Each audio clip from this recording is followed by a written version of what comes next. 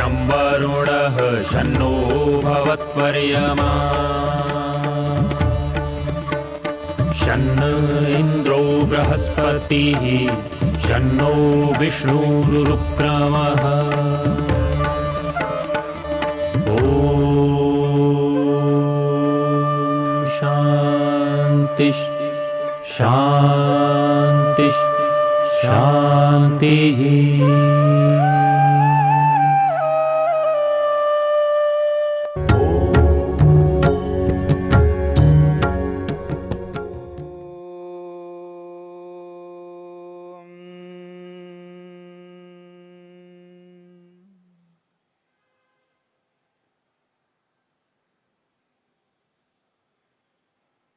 जप को लेकर के विचार चल रहा है। जप किस प्रकार होता है और यथार्थ में जप कौन व्यक्ति कर पाता है।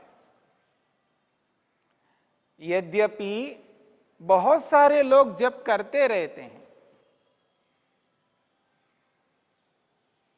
जिनको हम ईश्वर भक्त कहते हैं, ईश्वर प्रेमी जो होते हैं, बहुत सारे लोग जप करते हैं, परंतु वो जो जप है, जप की विधि के अनुसार यदि हो जाए, योग के अनुसार यदि जप हो जाए, महर्षि पतंजलि महर्षि वेदव्यास के अनुरूप यदि जप हो जाए, तो वास्तव में बहुत लाभ होगा। देखा देखी यदि जप करने लग जाएं तो ठीक है, दुनिया के लिए दिखने में वो जप हो सकता है, लेकिन यथार्थ में वो जप नहीं हो सकता, क्योंकि वहां पर केवल उच्चारण होता है, शब्दों का उच्चारण मात्र होता है। वहां संख्या प्रधान होता है, अर्थ प्रधान नहीं होता है। गणना करना मुख्य होता है, जिसके लिए जप किया जा रहा है वो पदार्थ, वो ईश्वर मुख्य नहीं रहता है, वह संख्या को पूरा करना होता है। और मनुष्य का जो मन है वो संख्या में रहता है, बस गणना को पूरा करना है। 101 संख्या को पूरा करना है, 1001 संख्या को पूरा करना है, 1,00,001 संख्या को पूरा करना है। जब व्यक्ति ने 1,00,000 बार जप करने का संकल्प लेता है, अब उस व्यक्ति की प्रकृति देखिएगा, उसकी जो प्रवृत्ति देखिएगा, उसका जो सोच है उसको देखिएगा। वो व्यक्ति इतनी शीघ्रता से उस जप का अनुष्ठान करता है, केवल मात्र शब्दों का उच्चारण कर रहा होता है और संख्या में उसका ध्यान रहता है। इतना ही नहीं, जब इतना अधिक जप करना है तो सारे काम को छोड़ करके तो नहीं करता है, वो दूसरे कामों को भी करता जाता है और इधर एक ओर से जप भी करता हो रहा होता है। जप करता करता बीच में किसी दूसरे को आदेश भी देता है, निर्देश भी देता है, कुछ मंगवाता भी है, कुछ भिजवाता भी है, पता नहीं क्या क्या काम कर रहा होता है। उन सारे लौकिक कर्मों को करता हुआ भी जप कर रहा होता है। ऐसा जप कोई जप नहीं हो सकता। हां, इसमें इतना अवश्य है कि कोई व्यक्ति कुछ भी नहीं कर रहा है, कुछ भी न करने वाले व्यक्ति की अपेक्षा कुछ कर रहा है, ये तो हो सकता है। लेकिन इसका जो विशेष लाभ है, जो ईश्वर का दर्शन है, ईश्वर का जो साक्षात्कार है, ऐसे जपों से नहीं हुआ करता है। इसलिए महर्षि वेदव्यास सूत्र की व्याख्या करते हुए, तज्जपस तदर्थ भावनम, इस सूत्र की व्याख्या करते हुए लिखते हैं, तदस्य योगिनः प्रणवम जपतः प्रणवार्थम च भावयतः चित्तम एकाग्रम संपद्यते। योगी का होना आवश्यक है। जप करने वाला योगी हो, यानी उसे योगाभ्यास करना है, योग को उसको अपने जीवन में धारण करना है। योग को जब जीवन में धारण करता है, योगमय जीवन होता है, उस स्थिति में जब जप करता है, उस जप का जो परिणाम है, उस जप का जो फल है वो ईश्वर साक्षात्कार है, और उसी व्यक्ति का मन एकाग्र होता है। इसलिए योगी का होना अनिवार्य है। योगी के हुए बिना मन एकाग्र नहीं हो सकता।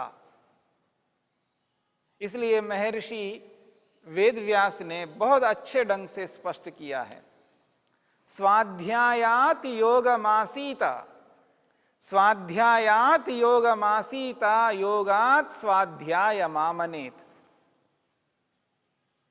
स्वाध्याय योग संपत्त्या परमात्मा प्रकाशते। बहुत अच्छे शब्दों से स्पष्ट किया है। स्वाध्यायात योगमासीता, योगात स्वाध्याय मामनेत। स्वाध्याय योग संपत्त्या परमात्मा प्रकाशते। स्वाध्यायात, स्वाध्याय से, योगमासीत, योग करना चाहिए, स्वाध्याय करके योग करना चाहिए, स्वाध्याय करते हुए योग करना चाहिए। योगात स्वाध्याय मामनेत। फिर कहा योग करके फिर स्वाध्याय करना चाहिए, स्वाध्याय करके योग करना चाहिए। फिर कहा योग करके फिर स्वाध्याय करना चाहिए। योग करते जाओ फिर स्वाध्याय करते जाओ, स्वाध्याय करते जाओ फिर योग करते जाओ। तो क्या होगा? स्वाध्याय योग संपत्तियां, स्वाध्याय और योग इन दोनों के पुरुषार्थ से परमात्मा प्रकाशते, परमपिता परमेश्वर प्रकाशित होता है, प्रकट होता है। अर्थात परमपिता परमात्मा का साक्षात्कार होता है, दर्शन होता है। यद्यपि परमपिता परमात्मा सर्वत्र विद्यमान है, सर्वत्र व्याप्त है, कण कण में विराजमान है, पर उसे मैं देख नहीं पा रहा हूं। और याद रखना, देखने का मतलब आंखों से नहीं होता है। इस भ्रांति में कभी नहीं रहना। ईश्वर का दर्शन होता है, इसका अर्थ यह नहीं है आंखों से दर्शन होता है। इस बात को भी हमें समझना है। जब ईश्वर का दर्शन होता है, जब ईश्वर का दर्शन की चर्चा होती है, ईश्वर साक्षात्कार की चर्चा होती है, इसमें दर्शन का अर्थ आंखों से दिखना नहीं। प्रत्यक्ष का मतलब आंखों से ही दिखना नहीं होता है। प्रत्यक्ष देखने का मतलब केवल आंखों से नहीं, आंखों से भी प्रत्यक्ष होता है, नाक से भी प्रत्यक्ष होता है, आंखों से रूप का प्रत्यक्ष होता है और नाक से गंध का प्रत्यक्ष होता है। बात को समझने का प्रयत्न करना। जिसे प्रत्यक्ष कहते हैं वह प्रत्यक्ष एक प्रकार का नहीं होता है, अनेक प्रकारों का होता है, अनेक प्रकारों से प्रत्यक्ष होता है। आंख से रूप का ही प्रत्यक्ष होता है, इसलिए हम आंख से रूप का प्रत्यक्ष करते हैं। आंख से गंध का प्रत्यक्ष नहीं कर सकते, आंख से गंध का अनुभव नहीं होता है। नाक से गंध का प्रत्यक्ष करते हैं, यह भी प्रत्यक्ष है, जो नाक से गंध का अनुभव होता है। कोई कहे ये तो प्रत्यक्ष नहीं, तो एक अनुभूति है। अनुभूति कहो और प्रत्यक्ष कहो, यहां कोई अलग अर्थ नहीं है। रूप, आंख से रूप का अनुभव होता है।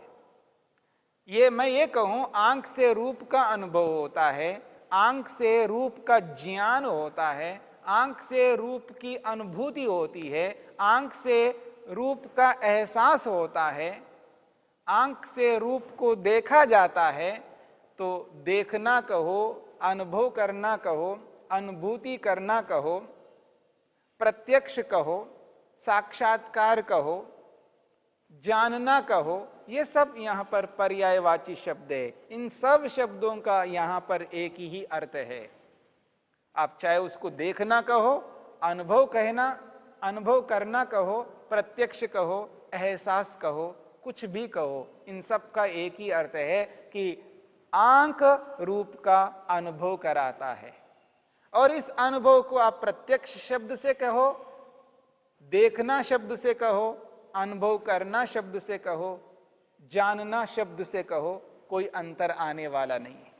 जैसे रूप का ज्ञान आंख से होता है, रूप का ज्ञान आंख से होता है, ऐसे ही गंध का ज्ञान नाक से होता है। जैसे गंध का ज्ञान नाक से होता है, वैसे ही रस का ज्ञान जीभ से होता है, जिह्वा से होता है। जैसे रस का ज्ञान जिह्वा से होता है, वैसे ही स्पर्श का ज्ञान त्वचा से, स्किन से, चमड़ी से होता है। जैसे स्पर्श का ज्ञान चमड़ी, स्किन से होता है, वैसे ही शब्द का ज्ञान कान से होता है, कान, कर्णेंद्रिय से होता है। सभी वस्तुओं का ज्ञान अलग अलग साधनों से होता है। रूप का ज्ञान आंख से, गंध का ज्ञान नाक से, रस का ज्ञान जिह्वा से, स्पर्श का ज्ञान त्वचा से, शब्द का ज्ञान कान से। ठीक इसी प्रकार से सुख का अनुभव, ये जो सुख होता है सबको पता है, सब सुख लेते हैं। सुखी होने के लिए तो हम जी रहे हैं। जिनको भी सुख होता है सभी अनुभव करते सुख को। उस सुख को आंख से अनुभव नहीं करते, उस सुख को नाक से अनुभव नहीं करते, उस सुख को रसना से अनुभव नहीं करते, उस सुख को त्वचा से अनुभव नहीं करते, न कान से अनुभव करते हैं, उस सुख को मन से अनुभव करते हैं।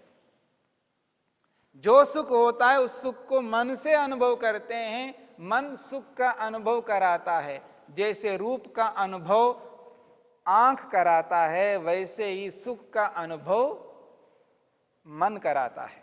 ऐसे जब दुख होता है, पीड़ा होती है, कष्ट होता है, जिसको आप दुख कहते हैं, ये जो दुख है उस दुख का अनुभव भी मन कराता है।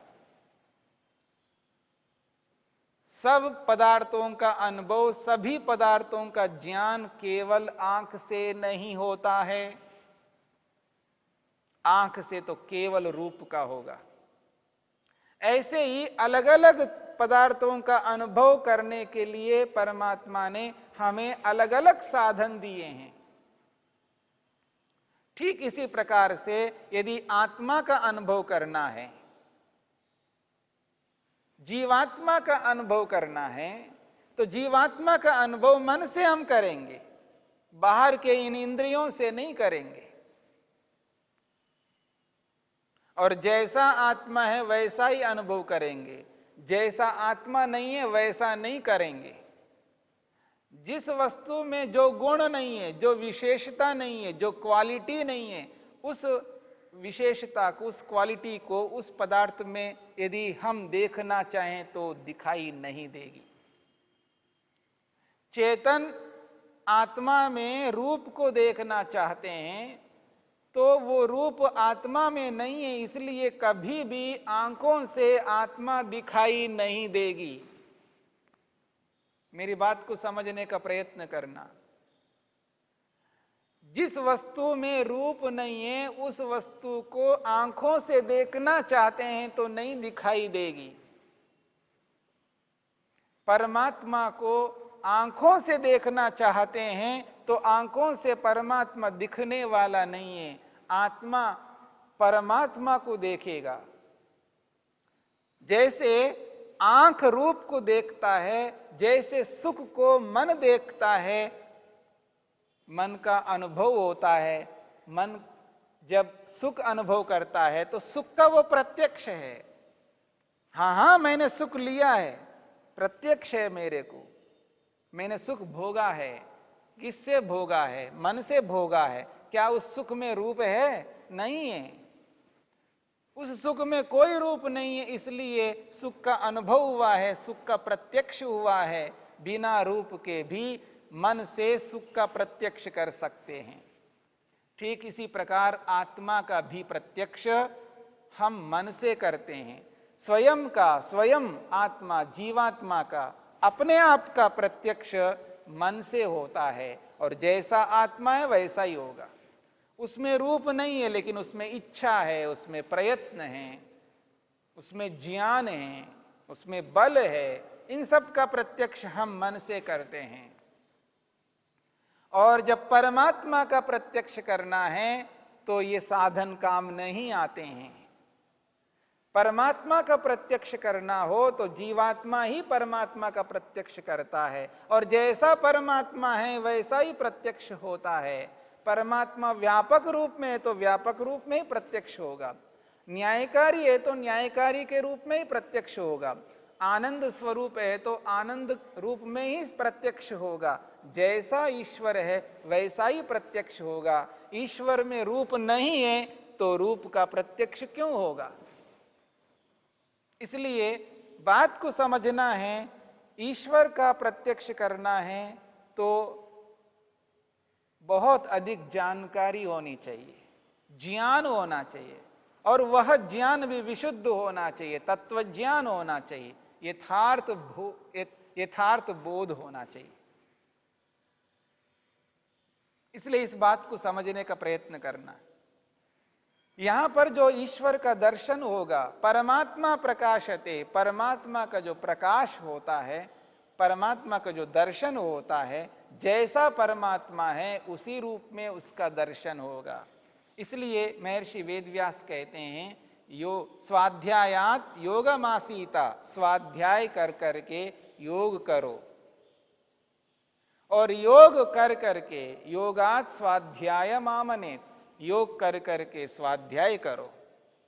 स्वाध्याय से योग करो, योग से स्वाध्याय करो, और ये योग और स्वाध्याय, स्वाध्याय योग संपत्तिया परमात्मा प्रकाशते, परमात्मा प्रकाशित होता है।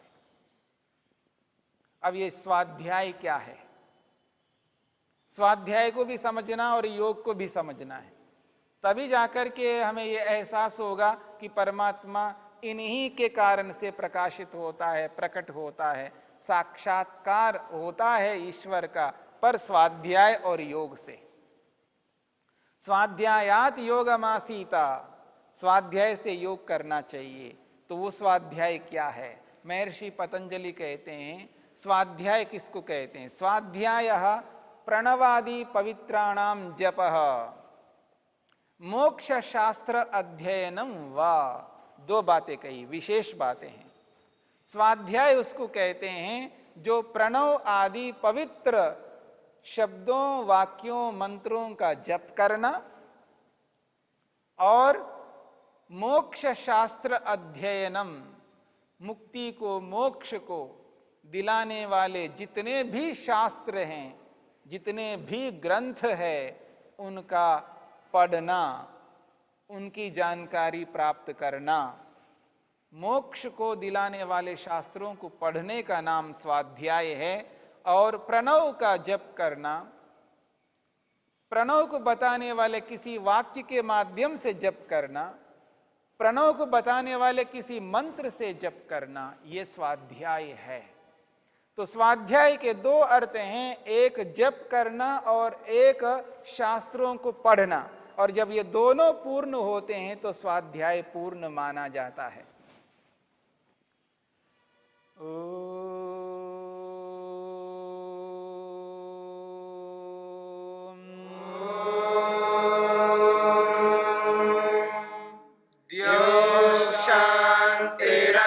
शांतिरंतरिक्षम शांति पृथिवी शांतिरापः शांतिरोषधयः शांतिः वनस्पतयः शांतिर्विश्वे देवा शांतिर्ब्रह्म शांति सर्वं शांति शांतिरेव शांति श्यामा